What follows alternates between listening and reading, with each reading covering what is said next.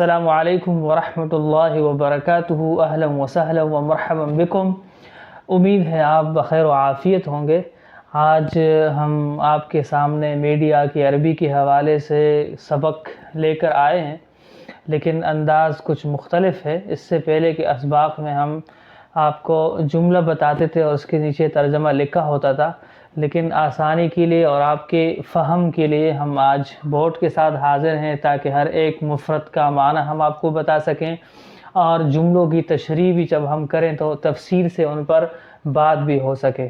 اس کے علاوہ کئی ساتھیوں کو یہ بھی مسئلہ پیش آ رہا تھا کہ وہ نحو کے اعتبار سے سمجھ نہیں پا رہے تھے کہ جملے میں کیا واقع ہو رہا ہے، تو انشاءاللہ آج کے بعد ہم اس پر بھی کچھ نہ کچھ روشنی ضرور ڈالیں گے تاکہ آپ کو اندازہ ہو کہ کس لفظ کا کیسے ترجمہ ہو رہا ہے۔ ایک تو آپ کے سامنے ایک عبارت ہے، عبارت کو میں پڑھ لیتا ہوں، پھر ترجمہ کے حوالے سے ایک اہم بات ہے وہ آپ کو بتاتا ہوں۔ الشعب مصدر الشرعیت الحقیقیت للسلطة۔ الشعب مصدر الشرعیت الحقیقیت للسلطة، یہ آپ کے سامنے ایک عبارت ہے۔ یہ آپ جانتے ہیں کہ چونکہ شروع میں اسم آیا ہے تو اس کو جملے اسمیہ کہا جاتا ہے۔ شروع میں اسم ہے اس لیے اس کو ہم کہیں گے جملے اسمیہ۔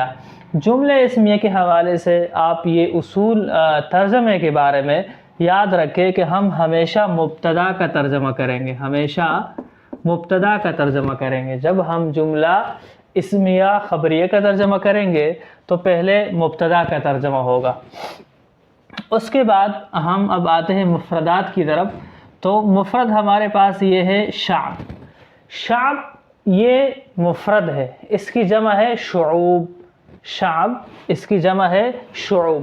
شعب کہتے ہیں عوام کو، قوم کو کہتے ہیں عوام کو، جیسے پاکستان کے عوام، انڈیا کے عوام، سعودی عرب کے عوام۔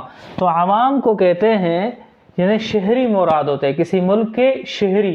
تو جیسے پاکستانی عوام الشعب الپاکستانی، الشعب عوام۔ مصدر یہ مصدر ہے، اس کی جمع تو شعوب ہو گئی، شعوب۔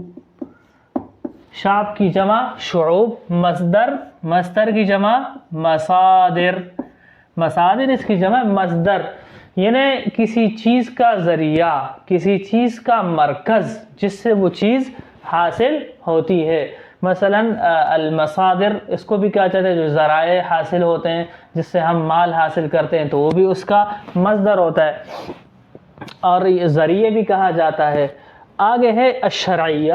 الشرعیہ، شرعیہ شین را عین، الشرعیہ یہاں پر ایک شریعت تو وہ ہے جو اسلام، لیکن یہاں پر شرعیت وہ تشریع والا ہے۔ شرع یشرع کا معنی ہوتا ہے قانون بنانا، شرع یشرع قانون بنانا۔ اسی وجہ سے کتاب ہے التشریع الاسلامی، یعنی اسلام میں قانون سازی۔ تو شرع یشرع یا المدرسہ الشرعیہ، اس کا ایک مطلب تو یہ ہے کہ دینی مدرسہ، لیکن الشرعیہ اس کو کہتے ہیں قانون کو بھی کہا جاتا ہے۔ تو یہاں پر الشرعیہ قانون کے معنی میں، الشرعیۃ کیونکہ یا نسبتی یہاں پر آیا ہوا ہے، یا نسبتی ہے تو ہم ترجمہ کریں گے قانونی۔ الشرعیۃ قانونی، ھذا امر شرعی، کیا یہ قانونی ہے؟ یا جس طرح کہتے ہیں المہاجر غیر الشرعی، غیر قانونی وطن چھوڑنے والا، غیر قانونی مسافر۔ آگے ہمارے پاس لفظ ہے حقیقت۔ حقیقت تو اردو میں بھی حقیقت ہی کہا جاتا ہے۔ السلطہ، السلطہ کی جمع آتی ہے سلطات،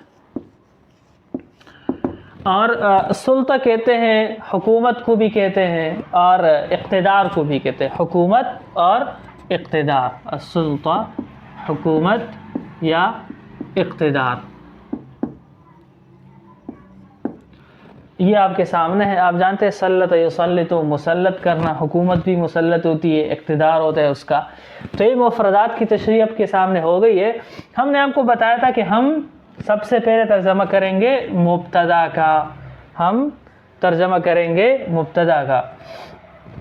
اس کے بعد یہ آپ نے مبتدا کا ترجمہ کر لیا، اب آپ آخر سے شروع کریں گے۔ اب آپ اے سے آئیں گے اور پھر ترجمہ مکمل ہو جائے گا۔ تو اب دیکھیں، الشعب مصدر الشرعیت الحقیقیت للسلطة، الشعب सबसे पहले तर्जमा हुआ मुब्तदा का, आवाम, الشعب आवाम।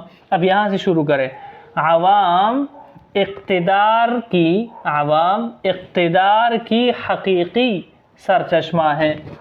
आवाम इक़्तिदार की हकीकी क़ानूनी, अच्छा शरइया का माना भी है, आवाम इक़्तिदार की हकीकी क़ानूनी हैसियत का सरचश्मा है। ये तो हमने एक बामुहावरा तर्जमा आपके सामने कर लिया है, लेकिन जब इसका लफ्ज़ी तर्जमा करेंगे तो आप कहेंगे आवाम इक़्तिदार की हकीकी क़ानूनी हैसियत का ज़रिया है, सरचश्मा है, बिल्कुल सही तर्जमा है। आवाम इक़्तिदार की हकीकी क़ानूनी हैसियत का सर चश्मा है। ये एक जुमला है, बतौर नमूना इसका हमने आपके सामने तर्जमा कर लिया है। और इसके याद करने का आसान तरीके ये हैं कि आप इसको अपने पास कापी में लिखें। इंशाअल्लाह आज हम एक जुमला लेकर आए हैं, आइंदा हम 4-5 जुमलों का एक साथ तर्जमा करेंगे और इस तरह मुफरदात को भी आपके सामने हल करेंगे।